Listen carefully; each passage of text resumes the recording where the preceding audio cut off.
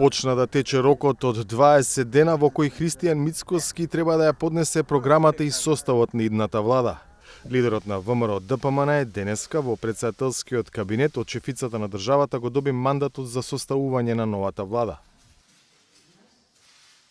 Пред и формално да му го даде мандатот, Гордана Силјановска-Давкова објасни дека има основи да смета дека токму лидерот Мицкоски има мнозинство во парламентот и сериозна можност да формира влада. Чест ми е денеска и задоволство со сигурност да верувам дека чекорот што го превземам, доверувањето на мандат за состав на влада на господинот професорот доктор Христијан Мицковски е вистински правен и политички чекор. По кусиот протоколарен чин пред новинарите, за прв пат како мандатар се појави Мицкоски и најави кои ќе бидат приоритетите на неговата влада, која ја нарече реформска.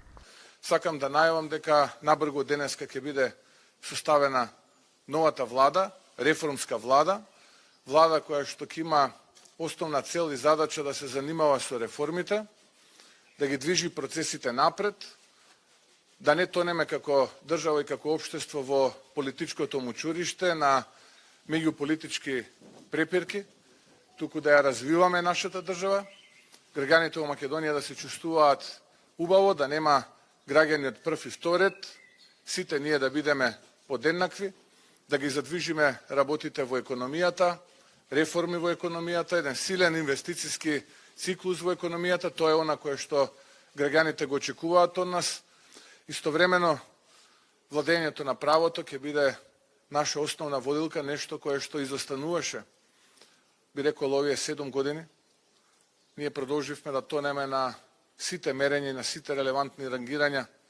Не сакаше да зборува за потенцијалните кадровски решенија за министри, зашто, како што рече, се уште траат разговорите на ниво на коалицијските партнери.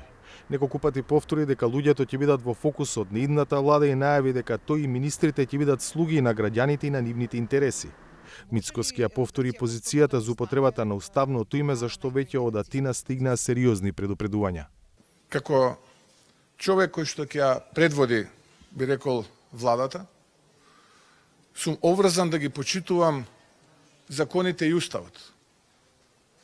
И тука ниту сум имал некогаш дилема, ниту пак ќе имам дилема, се додека овие закони и овој устав вакви какви што се на сила. Преспанскиот договор е дел од македонските закони и македонскиот устав. И тука нема никаква дилема. Секој оној кој што е дел од институциите, треба да ги почитува. Не можете вие да барате да се почитуваат законите и уставот, а од друга страна вие да ги кршите.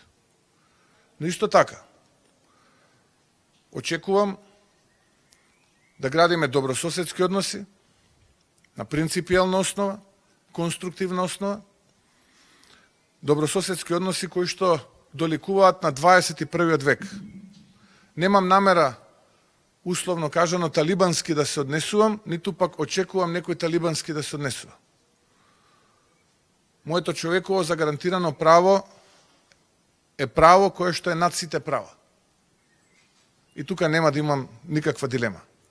Грчкиот премиер Мицотакис веќе најави дека доколку нема промена во настапите на мандатарот и иден премиер на земјава, тогаш тој ќе се соочи со многу непријатно прво искуство, кога сите земји членки во јули ќе се сретнат во Вашингтон на 75 годишнината од создавањето на НАТО. За Гласот на Америка, од Скопје, Владимир Мирчевски.